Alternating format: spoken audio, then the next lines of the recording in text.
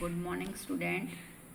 तो अब जो है हम चैप्टर नंबर 9 स्टार्ट करेंगे, सम एप्लीकेशन ऑफ ट्रिग्नोमेट्री। बराबर।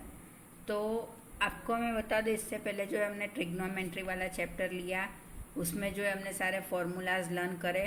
तो वो फॉर्मूला जो है वो इस चैप्टर में भी अप्लाई होते, इसलिए ट्रिग्नोमेट्री के बाद यही चैप्टर सीधा मैंने उठाया है कि आपका जो याद करा हुआ है वो चला ना जाए। तो some application of trigonometry start करने से पहले इसके जो इम्पोर्टेंट चीज़ जो हमको पढ़नी है वो मैं आपको इंट्रोडक्शन में बता दूं।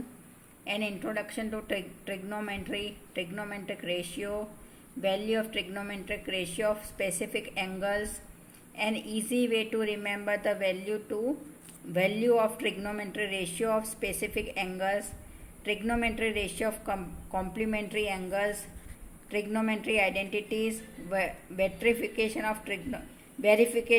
trigonometry identities, application of the trigonometry, height and distance। बराबर। तो मेनली जो है इसमें हाइट और डिस्टेंस के ऊपर ही जो है सम्स है, और इसमें जो है हमारे फॉर्मूला बिठाने हैं। बराबर। अब इसमें जो हमको 4 चीज़ें पढ़ना है मेन, वो क्या है? तो line of site, horizontal level, angle of elevation and angle of depression. तो ये 4 जो है वो मेन चीज़ें हैं। बराबर। पहले मैं आपको इसकी डेफिनेशन बता देती हूँ, फिर मैं पूरा ये डिटेल में समझाती हूँ। बराबर। तो line of sight, line drawn from the eye of the observer to the point in the object viewed by the observer, इसको हम लाइन ऑफ साइट बोलेंगे। बराबर। मैंने डायग्राम बनाया हुआ है, उस पर से मैं आपको बाद में समझाती हूँ, पहले सिर्फ हम डेफिनेशन पढ़ लेते हैं। फिर जो है horizontal line, the line of sight when the person is looking at the point in an object is called horizontal level. Horizontal level is always parallel to the ground. बराबर। Now angle of elevation, it is the angle between the horizontal line from the observer and the line of the sight of an object that is about the horizontal line. Angle of depression, it is the angle between a horizontal line from the observer and the line of sight of an object that is below the horizontal level। बराबर। तो ये चीज़ भी जो है मैंने drawing के through आपको समझाई हुई है।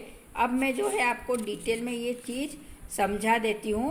एकदम इजी है, समझने में इजी है, और इसी पर सारे सम बेस है। आप ध्यान से देखोगे बेटा तो आपको एकदम इजीली ये चीज़ समझ में आ जाएगी। तो बेटा देखो, मैंने यहाँ पर आपको ड्राइंग बना के बताई है। अब मैं समझा दूँ कि लाइन ऑफ साइट क्या है और एंगल ऑफ एलिवेशन क्या है। बराबर। सपोज आप यहाँ पे खड़े हो और आपके सामने ये टावर है। बराबर। अब आप इस टावर के ऊपरी हिस्से को, सबसे ऊपरी हिस्से को नीचे से देख रहे हो, तो जो आपका ये लाइन बनी, नीचे से ऊपर की तरफ आपने जो देखा, तो वो क्या हुआ? वो हुआ लाइन ऑफ साइट। बराबर। और आप जहाँ पे खड़े हो और ये टावर का जो बेस है वो जो हुआ उसे हम क्या बोलेंगे? Horizontal line. बराबर। और फिर ये टावर की जो लंबाई हुई उसको हम क्या बोलेंगे? Vertical line. तो और दूसरा जो है, देखो आपको मैं बता दूं, आप यहाँ पे खड़े हो और आप ऊपर टॉप पे यहाँ पे देख रहे हो, तो आपकी नज़र जो है ऊपर टॉप पे जाएगी, तो वो जो लाइन जाती है सीधी वो होती है लाइन ऑफ साइट। बराबर। और ये line horizontal line of site और हॉरिजॉन्टल लाइन के बीच में जो एंगल बनता है, बराबर, उस एंगल को हम क्या बोलेंगे? Angle of elevation. यानी आप ऊपर, नीचे से ऊपर की तरफ देख रहे हैं या ऊपर से नीचे की तरफ देखोगे बेटा। बराबर। जो भी लो, उसमें जो आपका एंगल बनता है तो उसे हम क्या बोलेंगे? Angle of elevation. और ये क्या हुआ? बेस से जो आप जहाँ पे खड़े हो उसे हम क्या बोलेंगे भाई? Horizontal line. तो इतना क्लियर हुआ। और इन शॉर्ट आप ऐसा भी बोल सकते हो कि ये लाइन ऑफ साइट और हॉरिजॉन्टल लाइन के साथ आपका जो एंगल बनता है तो उसे हम क्या बोलेंगे? Angle of elevation. बराबर। देख लो, आप यहाँ पे खड़े हो और आप ये टावर का ऊपरी हिस्सा देख रहे हो, तो ये क्या बना? Line of site. बराबर। फिर आप खड़े हो और ये टावर का बेस, बराबर, तो वो क्या हुआ? Horizontal line.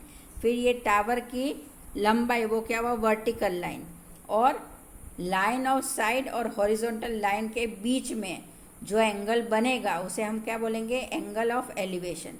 तो इतना तो आई होप आपको बराबर समझ में आया होगा। तो अब देखो दूसरी ड्राइंग में मैंने बताया है कि ये एक बच्चा जो है वो ऊपर अपने घर की बालकनी में या बालकनी में खड़ा है, बराबर, और वो क्या देख रहा है, सीधा नीचे ये झाड़ के पास पड़ा हुआ बॉल। तो वो क्या कर रहा है, वो ऊपर से नीचे देख रहा है। तो ये जो एक लाइन बनी वो क्या बनी, लाइन ऑफ साइट बनी, बराबर। अब देखो हमको इसमें तो आगे में तो क्या था बेटा कि आगे जो था हमको ऑलरेडी बेस था, ऑलरेडी नीचे हमारे पास बेस था, पर इस चीज़ में जो है हम नीचे तो बेस नहीं बना सकते, नीचे बेस बनाए तो फिर हमारा एंगल कैसे बनेगा, तो हम ऊपर की साइड एक लाइन बनाते जिसे हम बोलते हैं हॉरिजॉन्टल लेवल, बराबर। तो ये लाइन ऑफ साइड और हॉरिजॉन्टल लेवल के बीच में जो एंगल बनता है उसे हम बोलेंगे एंगल ऑफ डिप्रेशन, बराबर। आप इसमें ऊपर से नीचे की तरफ देख रहे हो, है ना, ऊपर से नीचे की तरफ आपने देखा, इसलिए ये हमारी लाइन ऑफ साइड हुई, और हमने यहाँ पर एक लाइन बना दी जिसे हमने बोल दिया हॉरिजॉन्टल लेवल, और लाइन ऑफ साइड और हॉरिजॉन्टल लेवल के बीच का एंगल जो हुआ क्या हुआ, एंगल ऑफ डिप्रेशन। तो देखो ये आपको मैंने बता दिया कि ये जो हुआ वो हमारी हॉरिजॉन्टल लाइन हुई, ये वर्टिकल लाइन हुई, बराबर, और ये जो हमने बनाया वो हॉरिजॉन्टल लेवल बनाया। यानी इन शॉर्ट आप जब ऊपर से नीचे की तरफ देखोगे तो क्या बनता है, एंगल ऑफ डिप्रेशन, और जब आप नीचे से ऊपर की तरफ देखोगे तो क्या बनता है, एंगल ऑफ एलिवेशन। तो ये चीज़ जो है आपको इजीली समझ में आ जाएगी, बराबर। और अब ये जो है इंट्रोडक्शन पूरा हुआ, इसके बाद जो है हमको सम स्टार्ट करना है, और ये जनरली सम जो है वो हाइट और डिस्टेंस पर ही बेस है।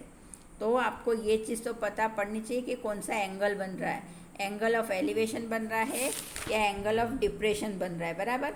एंगल ऑफ डिप्रेशन कब बनेगा, जब आप ऊपर से नीचे की तरफ देखते हो, बराबर ना, और एंगल ऑफ एलिवेशन कब बनता है, जब आप नीचे से ऊपर की तरफ देखोगे।